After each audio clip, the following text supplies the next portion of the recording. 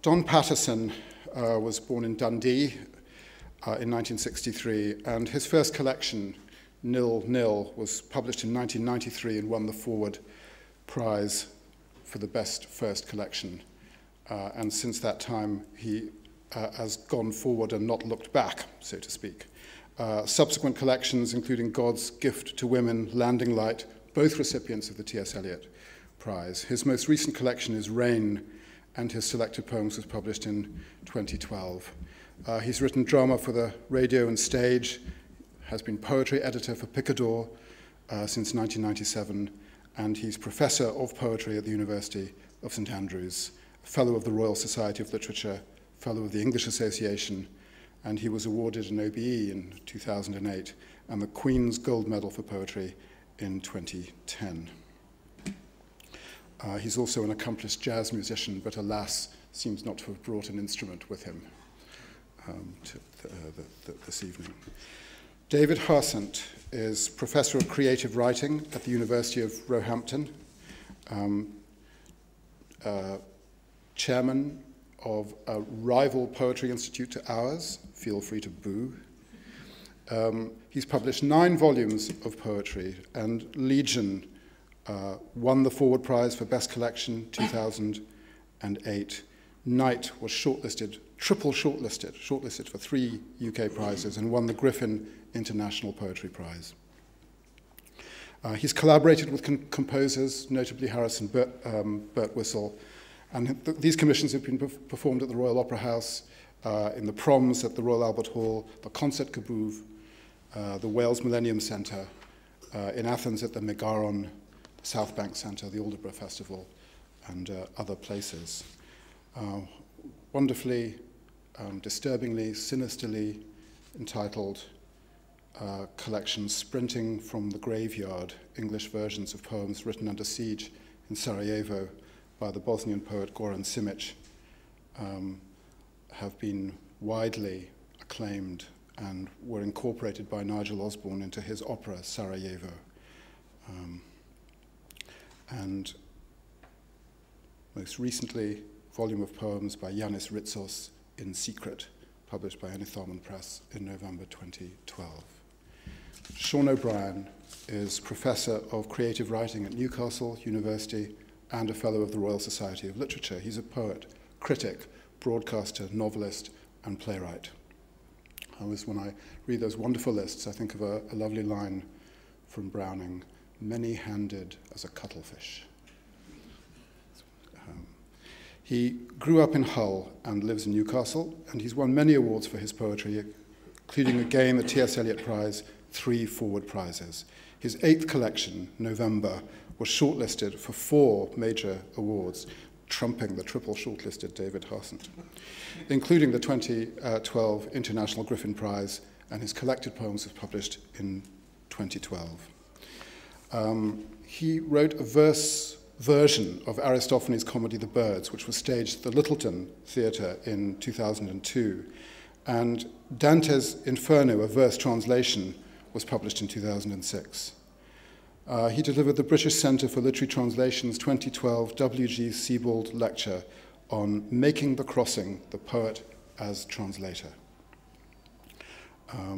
Another string to that translating bow, his version of the Spanish Golden Age comedy Don Gil of the Green Breeches by Tirso de Molina opens at the Ustinov studio opened at the University Ustinov studio in September 2013 before transferring to the Arcola, London, and the Belgrade Theatre in Coventry.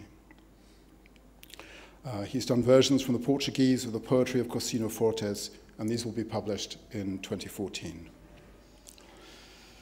So we have a panel of immense distinction, expertise, and I also hope and know liveliness, and I'm very pleased to welcome them this evening. We're going to begin, however, with a short film clip from Jean Cocteau's film Le Testament d'Orphée. And in this clip, we're going to see the character of Orpheus, the singer, sitting in his car translating poetry that's coming from an untraceable radio station, messages transmitted to him from the other world. Il n'y a pas la radio que dans les voitures. Je ne trouve ce poste nulle part ailleurs. Alors si je veux profiter de toi, il faudra vivre dans une voiture. Rien ne t'y oblige. Alors, écoute, mon amour. 38, 39, 40, deux fois. Je répète, 38, 39, 40, deux fois.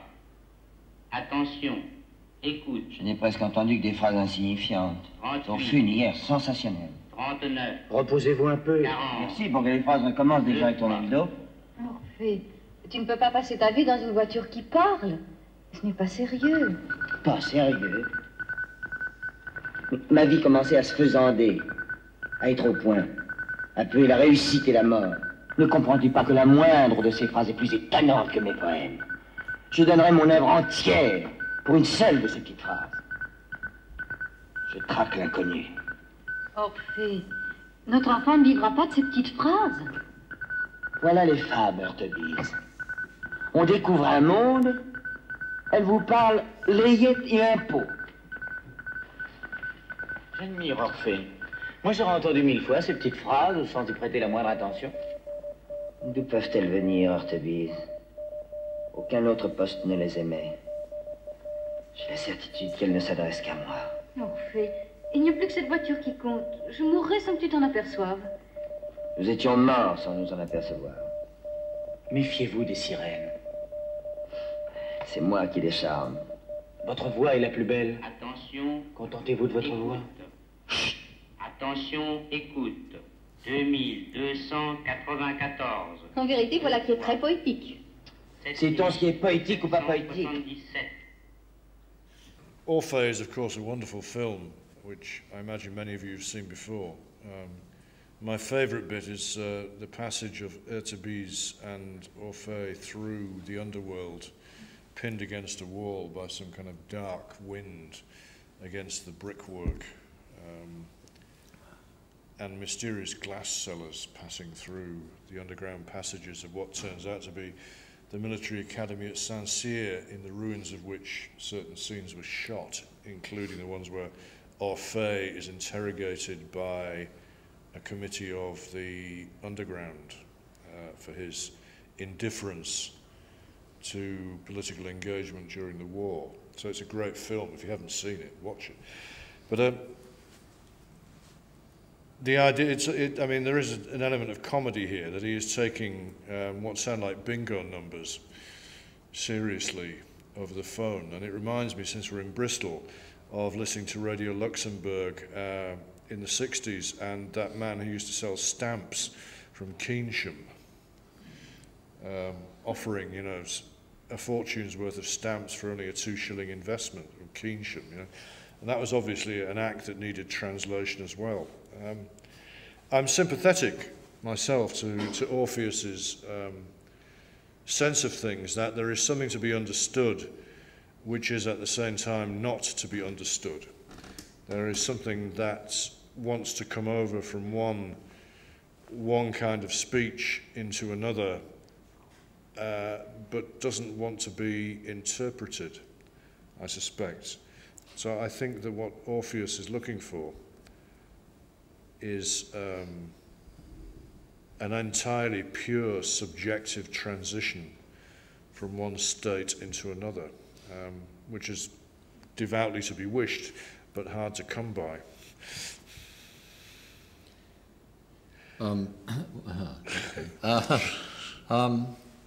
Orpheus figures quite large in my life, well, in the life of any poet, for obvious reasons. But I've worked 6 times now with Harsent Birtwistle, for whom Orpheus is a recurring theme. I did a piece with him called The Corridor, which was performed at Aldborough and then at QEH. And it's about the moment, it's a sort of frozen moment in Orphic legend when Orpheus turns and looks back, thereby condemning Eurydice to return to Hades.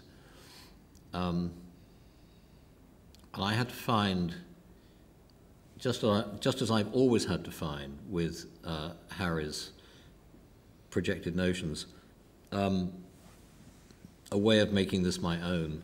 And it seemed to me that when I was thinking about Eurydice, just as when we did the Minotaur, I thought a lot about Ariadne, as opposed to thinking about Theseus or thinking about Orpheus, that what Orpheus required of her was that she die twice, so that this allowed me to invest in Eurydice a certain kind of skepticism. So the business of transformation, the business of coming from one state to another state, from one life, if you like, to another life, became the sort of center of the piece. We've been talking all day about translation, and about that sort of transformation that has to do with bringing a piece from one language to another, while at the same time having to make the sacrifices that are crucial to that transformation. I said earlier, I made this mention of murdering darlings, and I said, it's not a matter of murdering someone else's darlings as making those darlings your own. Although it's, as they say in the television business, a weak link, fact remains that that's what Orpheus makes me think of in terms of translation, this business of traveling from one life to another life, from one existence to another existence, and what has to be shed or given up in the process in order to achieve, as it were, the other life. Yeah. Yeah, I mean, like the other guys, I've thought an awful lot about the figure of Orpheus, partly in just making a version of the Rilke poems, Die Sonata on Orpheus. You know, in the way in which Orpheus operates as a kind of figure that mediates, you know, between this world and the next, but which Rilke, you know, really means the temporal and the atemporal, you know, the here and now and the eternal. And I think, you know, it's in that figure of mediation that, you know, that we seek our kind of patron saint, you know, because, it's, you know, as Charles Simic said, poetry is in itself, the composition of poetry is in itself a translation from the silence. It's something we do anyway. Before we even get into the question of translation, it's already a translation from some kind of secret kind of mandala that we incarnate in a form of words. And this is, I find it fascinating that Orpheus has to position himself between one world and the next, you know, in the land of the dead and the land of the living, in order to accomplish this. And the way that he bridges this, the way that he creates this conduit, is in singing across the gap, because it's in singing itself, of course, that we can unite these discrete quanta of perceived time. And to, you know, to some very, very small extent, offer some kind of stay against the passage of time, and in a way death itself, which, you know, I believe at a small level in our psyche that poetry actually accomplishes. And so I think he's a good model in terms of how we might approach the translation. I was going to say a whole other bunch of stuff about Orpheus that you don't want me to, but it's, he's a problematic figure. Especially in relationship to the muse, which is something that is an aspect of his character that Rilke scrupulously does not interrogate. He very much conceives of Eurydice as a kind of idealized dance, you know, the yang to his yin. He is kind of action, she is dance. He is idea, she is dance. And there are problems with that in the patriarchy. You know, you don't have to think about that too long. For example, you know, just like it introduces a problematic aspect that we might circumvent through the action of translation, which is in a way poetry without inspiration, but, you know, which makes it a kind of ideal form, I think, because inspiration is problematic, especially when you introduce the idea of the muse figure. because as David said, you know, Orpheus obliged Eurydice to die twice. He was really quite content on the first occasion. You know, so all this is in a poem called Seamus Heaney called The Underground, incidentally. Eurydice, you know, is pursued by a satyr, by Pan, and steps in a nest of vipers and dies. And that really is the making of Orpheus, you know, and the songs that he makes to grieve over Eurydice. The gods themselves weep at their beauty. He's quite pleased at this outcome. You know, and then she goes down into hell, got down into the underworld, and of course Orpheus seeks a return. He enters there by song itself. He lulls Cerberus to sleep by song, and he tries to bring her back out. But I suspect David and I agree that his looking back was entirely deliberate. He just didn't want a girlfriend, because he would no longer be able to grieve her. So I think there are kind of intrinsic problems with the whole myth. And translation, on the other hand, has always struck me as a kind of absolutely pure exercise, and it involves none of that guilt, none of that collateral damage, where you might kind of construct your life in a way that might get you another good poem, you know. I think translation is a way of doing that without doing that kind of damage. It's a way of bringing new poetry into the language without fucking your own life up recreationally. That's what I really meant to say. I didn't quite have it that way. You know, Gluck has it that she sort of nags him into looking back. It's an interesting way in Gluck's opera. What would happen if it had been Orpheus who died? You know, would Eurydice have had all this coming and going, or would she just have cracked on, you know, well, been a great poet? She'd have organised a really good wake. No, in Gluck, Gluck's notion is that she nags him into looking back. She's saying, you know, why won't you look at me? What's wrong with me? I mean, for heaven's sake, you've come all the way down to Hades and you've charmed Persephone and who's god of the underworld? Help. Hades. Hades. No. God. Well, anyway, come to me in a second. You've charmed these gods into allowing you to take me out of Hades. Why won't you? My notion was that he was so impatient to, as it were, have her again, to possess her again, to have things back the way they were, that he did this business of, you know, if you're walking down the street and you're talking to someone and you're not looking at them and they stop to look in a shop window and you go on talking and then you suddenly realize that that person isn't there and you go, and it's instinctive, and that's what he did in my sort of version of the piece, that it was involuntary. But sort of selfish in a kind of way. I think the whole thing has to do with selfishness on his part. And of course there was this thing about Simon. It wasn't just that he charmed the gods. You know, when he sang, trees moved to follow him and stones from the ground. Yeah, animals crawled out of the layers. Yeah, exactly. You know, and even after the Maenads tore him to pieces, his head floated down the Styx and went on singing. You know. But in Rilke's conception, it then dissolves into the earth. It washed up on a bay on the north side of Lesbos, the island of Sappho, which is an interesting development. But the thing with Orphée, as portrayed by Jean Marais in the film, is that Orphée is an idealist, you know, which entails a kind of selfishness. He said, how typical of a woman to be preoccupied with the triviality of children. But poetry and translation in particular seem to me to be extremely practical activities. You know, they are not airy notions. You actually put one word next to the next one. But in what way do they differ? I mean, do you think translation takes place in the absence of inspiration? No, not necessarily. I think that if a poem excites you, a poem in another language excites you, it may be some area of the poem which is not necessarily to the forefront of the poem in its original language.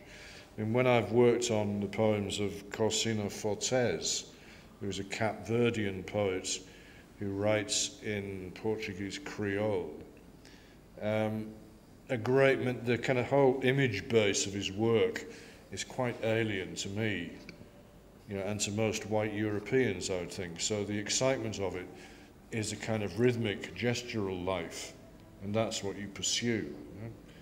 But you have to do it in a practical sense. It's there used to be to illustrate this, I'll use a very vulgar example, if you bear with me for a moment, which is, there used to be an advertisement on the television many years ago, 20 years ago, and I can't remember what they were advertising, but in the advertisements, a hapless customer sits down in the chair of a sinister, very ugly barber with a crazed, ferocious stare and a haircut so appalling and lumpy and damaged it looks as if he's contracted mange. The barber tells the customer that he can have the same haircut as him, a Lionel Blair. Now, for anyone who doesn't know, Lionel Blair, now in his 80s, was a famous dancer and variety artist, dapper and always beautifully groomed. The customer protests that Lionel Blair doesn't have a haircut like the barber's. At this, the barber brandishes the clippers and says, "He does when he comes in here." That was a bit Delphic. What did you mean by that? I mean that you can only translate, you know, that you can't pretend to be somebody else. There's no point in translating Rilke into English and sort of giving off that you're in some sense a kind of, you know, a gaseous product of Rilke. No, but there is a gaseous product. but there is a, look, I don't entirely agree with that. That's all right, we're supposed to be having a debate. Yeah, I know. Well, let's try not to keep agreeing with each other. That would be, I said earlier, I gave a paper earlier, and I said one of the factors in translation for me was that, as with, you know, original composition, when you're writing a poem, in other words, there's a sense in which one thing leads to another. And the challenge, one of the challenges in translation, is to not forget that. In other words, not to disallow that, so that when you're remaking the poem, and that's in my terms, you know, when I'm working on a version, when I'm versioning something, that's the deal. I'm remaking it. I'm rewriting it, you know. And just as, you know, all writing is about rewriting, so all translating, in a sense, is about rewriting. It's not just a matter of word choice and image cluster, it's actually rewriting in order to find the poem that you're looking for, which is going to be a poem in English that better represents the poet to an English audience than a strict translation would. Then you do have to actually go along with the one thing leads to another stuff. In other words, you know, the compositional pressure that you're under when you're writing a poem, which has to do with, sort of, as it were, following your nose. I mean, there are other things going on, of course. There are other things going on like craft and so on and so forth. But, you know, the business of following your nose in original composition actually applies to the business of versioning. You can't ignore, you can't say, you know, I won't use this phrase. It's perfect for the poem I'm discovering. My paper was called Finding the Poem. So it's perfect for the poem I'm finding, you know, but I can't use it because it wasn't used by the poet. I mean, I think that's wrong. That's a wrong choice, you know. So I think that there isn't. It's not quite the practical thing, I think, that you're suggesting. I think it has to do more with the kind of compositional instinct that I find at work if I'm lucky. Well, I take that to be practicality. You know, that what can I say? You work with what arises in the imagination. You know, but then that practicality would apply to original composition too. Yeah, but that's it's unusually circumscribed in as much as with original composition. What you have, the one variable, the necessary latitude that you have, is you can recompose the content. I mean, it's just like, you know, because I suspect we're all the same in this regard, in as much as, you know, people have an idea about poets, they have an idea for a poem, they sit down, they write the poem. It's never that way for me. I suspect it's not that way for you guys. Yeah. You have a hunch, you're somebody you want to assuage, you know, a generative proposition you wish to pursue, you know, and the form of the poem itself is the resistance, and it's against that resistance resistance, Yeah. pushing through that resistance, that you hammer this bad idea and a good one, or this hunch, into working out what it is that you actually think about stuff. The interesting thing with translation is that in addition to all those complications, the content itself is also a given. You know, so you have another kind of statistical kind of, you know, constraint, you know, on your chances of getting a half-decent poem out of this thing. So, I mean, it's another level of negotiation that actually introduces all sort of kind of almost extra literary considerations like, what is fidelity? What do you have fidelity to? How much do you really care about the human who initially produced this prompt, you know, and this content? To what extent are you going to be faithful to that? What is the nature of faith itself? I used the word fealty when I was right. doing the same thing. I mean, I agree that is a problem, and it's to do with kind of, you know, interpretation against, you know, something being traduced. I'm not quite sure what traduced would mean. I mean, to me, it means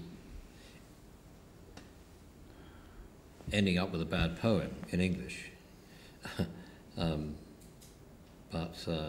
I agree that the fact that you're not going from a standing start is part of the deal. Yeah.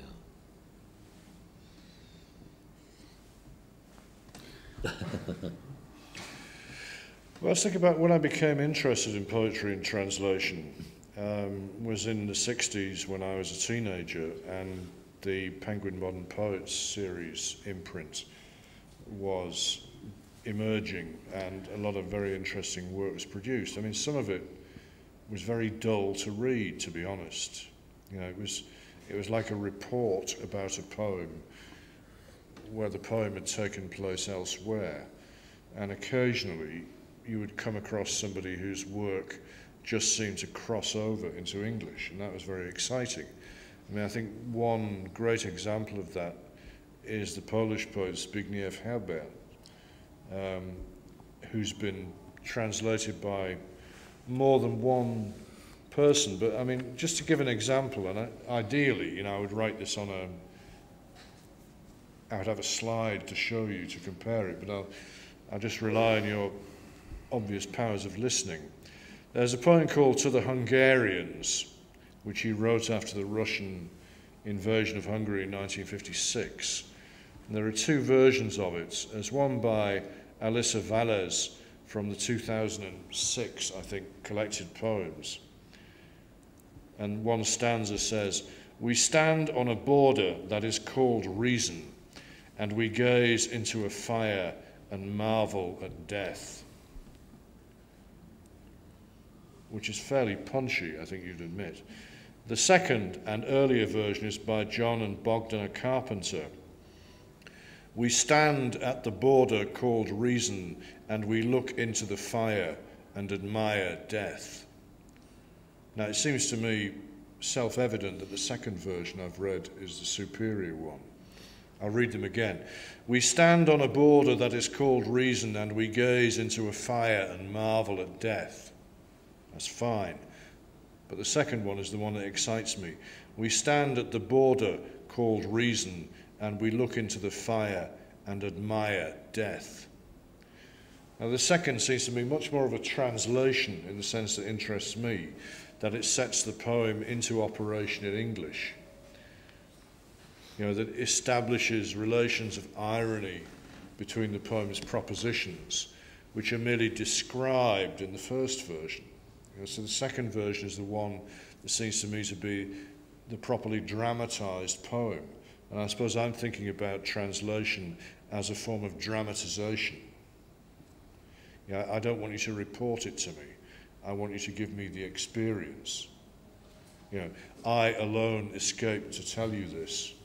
I want you to tell me, I want you to show me, insofar as you can, what was taking place in the poem, according to your imagination and your sentiments. I think nonetheless that raises the problem about certain poets who are far, not easier, but amenable to translation than others. I mean, Herbert, I think, translates interestingly. You know, I think Rilke translates interestingly, but that's partly because, you know, what you can derive, even though we know everything is lost and all the nuance and the idiom is gone in any translation, you know, and the analogues that you find in the target language are necessarily inadequate. Nonetheless, you get a half-decent kind of potato print of the original. You know, if you're dealing with someone like Rilke who works in image and who works in argument, these are things you can successfully abstract and find equivalents for.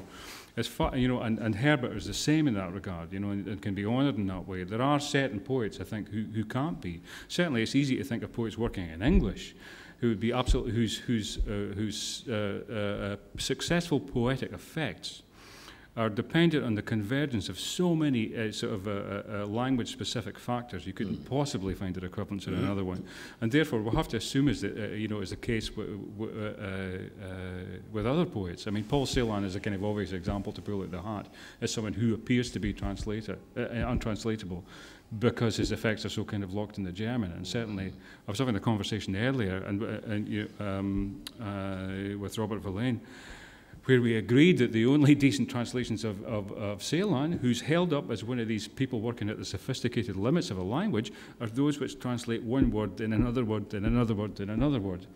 In other words, you know, they don't operate at the level of phrasal or clausal complexity.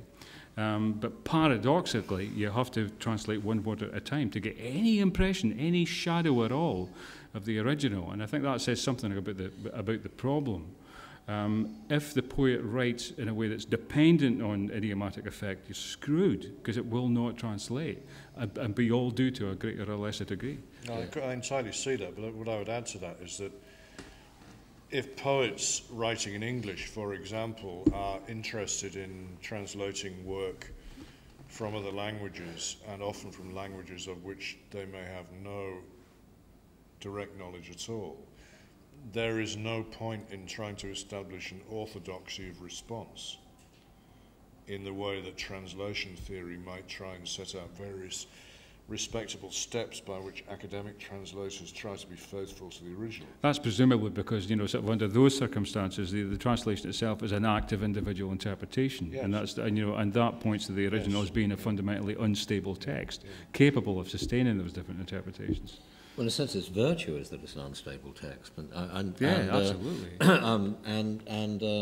You know, I mean, if you talk about Celan, I mean, the word-for-word business, I mean, this thing after this thing after this thing after this thing has to do with a way of sort of decoding image cluster in a kind of way, or not decoding, representing. But also, if you look at English poets that you think, you know, would not translate into kind of whichever language it is you're thinking of, I mean, Geoffrey Hill. Talk about Geoffrey Hill, for example. Sure. So, Muldoon, you know. You know, how would you? Then the same applies in exactly the same way. I mean, you know, Robert Frost famously made that remark about what is lost in the what definition of poetry is what's lost in the translation. You know, but what is lost in the translation basically is what is definably untranslatable. You know. So you know, those strictures apply, you know, universally, and the colour and the gradation and the sort of avoir du part of language and you know, the whole business of nuance and just the weight of language, hint, you know, inflection and so on and so forth. None of that can come through really. So, but doesn't that make you despair? You know, no, when you think about, you know, your best poem, you know. You know the one I mean, your best poem, when, you know, sort of, you know, and the kind of, the delicacy, you know, the circumstances in which it best affects the pen. It makes me despair in one sense, but not in another, which is that my feeling is that what you need to do, what one needs to do, or what needs to be done, is that an equivalent for that has to be found, or a compensation for that has to be found. So in other words, what one's doing in versioning a poem, which is why I think versioning is the issue, is compensating for that loss. Mm-hmm. And you can only compensate for that loss by, to some degree, involving the poem you're versioning in a system of original composition. Mm-hmm.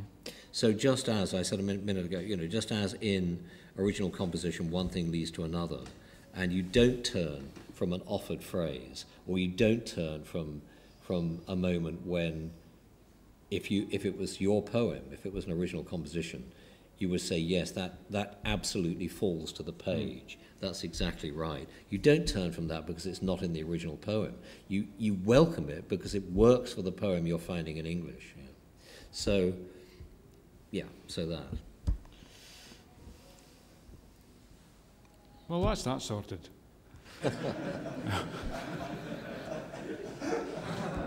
So any translators in the audience? I don't know if Frost, who was alluded to a moment ago, I don't know if Frost did any translation himself. I don't know of any. No, it was a definition of poetry. It No, wasn't but I'm interested in the idea, actually, poetry is what's added in the translation too. Do you think some people gain in translation? Yes, I think you can't, from our point of view, not being particularly linguists, but being poets with an interest in poetry from other languages, especially, major poets like Rilke and Ritsos and so on. You're trying to serve them in the only way you're able, which is to make your own account of them. But does that make that service, really, when you interrogate it, a kind of sentimentality in that case? If you're prepared to take such liberties... It depends how good you are. Right. Okay.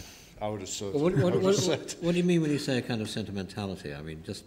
Well, the idea when sort of a fidelity or a fealty, as you say. I mean, what is that to exactly? Is it to a reputation? Is it to a vision?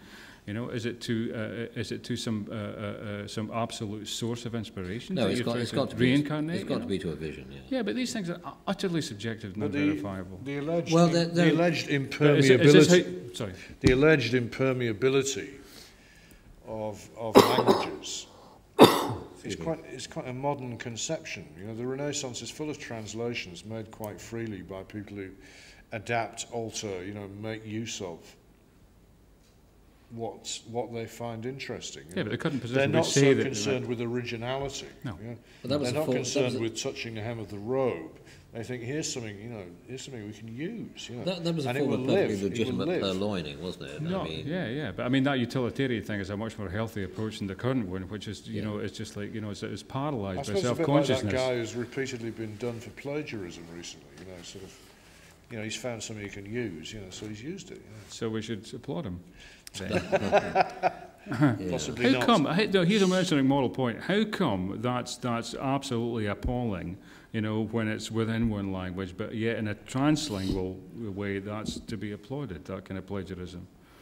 Why is that? Why is that cool in translation, but uncool when it's Well, for one thing, it's hard work. What is? Translation. Right. Covering your tracks is pretty hard, That remark of Eliot's about amateurs borrow and pros steal, that was one of them. It's like a hostage to fortune for all kinds of people ever since. It's a justification for rapping, sampling, mashups, all kinds of, What's that rubric problems. about to do it once is theft, to do it twice is research? Who was that? I want to know what it's steal once is theft, to steal twice is research. Quite like that. I've done quite a lot of research in my time. Yeah. That's probably Lord Lucan who said that. Yes, it probably was. Have we said our say, do you think, gentlemen? Have we really exhausted the subject, so soon? Well, no, we've merely broached it. Right. Sidelong. I don't know. I mean, this whole day has been about the business of translation and the notion was, is it possible? What was the impossible art or something of that kind? Yeah. Oh, it's up there. It's up there. Is it? Yes. How come I latched onto that so fast? And it's both possible and not possible. It's impossible in the sense that we all absolutely understand. That it's impossible to produce the same effects and the same linguistic effects and so on and so forth. Can't be done. But at the same time, it's not impossible because there are other ways of producing that poem more or less satisfactorily, I think. by versioning and so on and so forth. I'm intrigued by what compels us to do it in the first place, and it's kind of, when you get behind it and you think, why do we keep doing this? It's presumably about sort of, introducing some alien DNA into the gene pool, and that's how we keep the language refreshed, is by this compulsion to introduce that which it doesn't already sustain, and we do so at the kind of micro level with our own practice. When we get sick of our own voices, it's always been the case that we've looked to versioning, looked to translation. Your Machado was just that. Well, I mean, it's just like, so is presumably Wyatt and Petrarch. It's just like it's a way of shucking off your own voice, and reminding yourself that your own voice is nothing more than a rhetorical construct. Well, Patrick McGuinness is... And the language does the same yourself, thing. Governor. Sorry? Your own voice is nothing more than a rhetorical construct. Well, I'm speaking about my voice, not yours. Yours is a magnificent thing. That is. Supple, capacious, versatile. But one thing one could add is that those whom the gods wish to destroy, they first might want to translate things. I mean, the recent fairly well-received version of the entire Commedia by Clive James prompts all kinds of interesting questions about translation, in that, Clive decided to do it in quatrains, which is something I remember Don proposing as being a good idea quite a few years ago, alleging that the quatrain was actually the tercet for English. But you've probably forgotten that now. But I've forgotten that, but I can see there's an argument to be made that it doesn't go against the grain of English syntax. No, I quite understand it. And the translation itself has some amazingly effective passages, but like all translations, it's also, there are bits where it's just not happening. But the gods wish to destroy, they first make mad, or they translate things. They also make them make comments about things. So there was some character some guy called Dennis Looney, who's apparently a famous Dantean scholar. Famous Dante scholar, yeah. Famous Dante scholar, who said, when you read this, you wonder why Dante didn't explain things more clearly. And I'm thinking, we really have gone past, we've gone past the bar. But it's if the Dante Australian wants Dante. to do that, I assume he would have done so. But I mean, Clive was just to leap to Clive's defence immediately, Clive would have justified that by saying that we've become so detached from the cultural circumstances of the medieval Italian that, there are different ways of approaching the problem of annotation. You can do it through footnote. That's not what Looney was saying.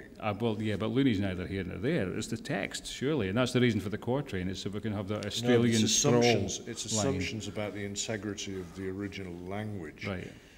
I agree, that's absolutely ridiculous. Yes. I think we're in There's the agreement. fact that Patrick McGuinness... I mean, it's like translating lecture. Jane Austen. At the moment, Jane Austen is being translated into an Arga saga. Into what? Well, they've acquired, a kind of famous middle brown novelist has been asked to do a new version of a Jane Austen novel in order that people can understand it. I mean, that's not the same as translation, but it is a sort of translation.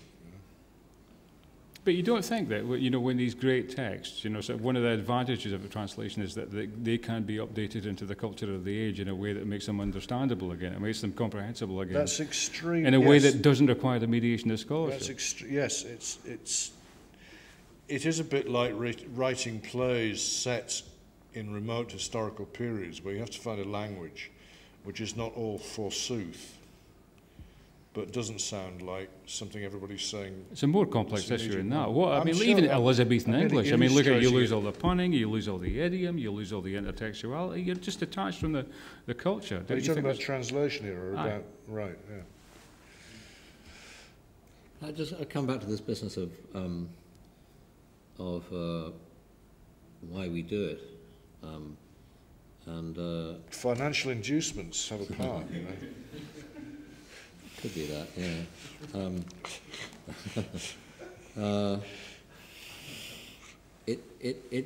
Patrick McGuinness's talk earlier, had to do with translations that weren't actually translations; they were fakes. That is to say, they purported to be translations of certain poets, but in fact, the people who had written the pieces weren't translating at all. They were producing original work and so on. And one of the things that occurred to me while he was talking was that with translation and the business of why we do it, you know, has to do on a personal level, to some degree, I think, with a sort of release into style, an escape into style. So that, you know, just as Don famously once said, or infamously once said, or said, there's no memory of. That your Machado versions, because you were tired of writing Don Paterson poems, or worse that effect, needed a break, perhaps, from writing them. By the same token, you know, there is this business of stepping outside what one normally does, stepping outside what one is, as it were, given to do as a poet, and tackling a sort of different issue in a different way, and in a different way because it is a different issue. So, for example, when I wrote my versions of Goran Simic's poems, which were written under siege in Sarajevo, there were particular reasons for my doing that, and in part it had to do with the fact that Goran Simic was a friend of mine, and secondly that I'd been sort of caught up in the Bosnian War in a sort of way, not that I fired guns at anybody. Sadly, although I met Radovan Karadzic on one occasion, I didn't fire a gun at him. Really wish I had. Good poet, though. Huh? Nah, I'm joking. What? He's not a good poet, I'm joking. He's not a good poet. Well, he actually, I met, this is en passant, but I met Karadzic when I was reading at the Writers' Union in Sarajevo, and I didn't know who he was. Why would I? He was a shrink. He was a local shrink. And he was the shrink of a friend of mine who was a drunk. And Karadzic's method for treating his patients who were drunks was to open a bottle of whiskey. Anyway, he came up to me and said, I too am a poet. I liked your work anyway. I didn't shoot him at the time. But that involvement, in a sort of way, my reason for doing those versions initially was that I was trying to raise the profile of Goran Simic and thereby raise the profile of the Simic family and try and get them out of Sarajevo. I was trying to get Goran a sinecure at UEA, which they would have given him had he been allowed to come out. But then the business of that sort of intense business of need and so on and so forth was overtaken by serious interest in what I was doing in remaking or making versions of those poems. And I did find with that, as with Ritsos, who are the only two poets I've really concentrated on in versioning, although I've done one or two other, Cavafi and Amber and so forth, was that I was actually stepping outside my normal, not comfort zone, but my normal zone of, my own sensibility in a kind of way, and inhabiting, co-inhabiting, I suppose, in a kind of way, another sensibility and a different kind of compositional carry-on and so on and so forth. And it was intriguing and interesting to do that. And it was, to some degree, a holiday. It was a relief. It was, Lowell, when Lowell wrote his, when he wrote Imitations and did other translations and so forth, he did it when he wasn't able, he didn't find himself able to write poetry of his own. And I think there's something in that. There certainly is for me. Do you find that? Yeah, entirely. That's what I start doing. I'm absolutely blocked, but usually blocked turns out to be the same as sick of oneself, or the patterns of one's own thought. Is there a release into that frees you up in other ways? I mean, I find that if I've been doing that, if I've, I've written versions of things that I'll never probably publish because, they're not. It's not a concerted effort. It's just this and that. Wojciechowski, for example, I did a couple of, just because things intrigue me. That poem Yagoya, for example, which it's still poetry, but it's not the kind of pressure that original composition puts you under. No, and I think the whole thing about original pressure, it's just like, for me, the whole block thing is often feels like an absolute failure of the will, or a failure of courage at some level, and it's just the whole thing's become kind of pointless and self-impersonating and involuted. And I do find that, you know, when you make a translation, often you can arrogate to yourself a certain rhetorical bravery that you don't find within yourself anymore. Yeah, I totally understand. You know, and then when you come back to your own work, you suddenly have the courage to say those things because they're, you know, there's a tradition of saying them elsewhere, or you're standing on somebody else's. Also, do you find that there are little freedoms that you've been released into, little linguistic freedoms that you've been released into? Totally. You know, little sort of. I mean, there are one or two times when you know I've been working on Ritsos, for example, which most recently, and Ritsos I really felt connected to. I really felt deeply emotionally connected to the Ritsos, and so on and so forth. And I found that there were little. When I came to do my own work after that, as it were, little holiday or something, there were sort of image clusters and so on and so forth that I would never have thought of, or that I would have thought of in a different kind of way, or I wouldn't have made use of in quite the same way, exactly. or wouldn't have led to things, to other things in quite the same way. I think the same thing. Yeah, Ritsos, you know, I think the same thing with Rilke. You know, in a way that was just like, you know, because there are certain heights that you try to sort of you know, clamber towards in English that strike you as just simply pretentious. Yeah. But you know, but which in Rilke are merely a kind of Vatic sort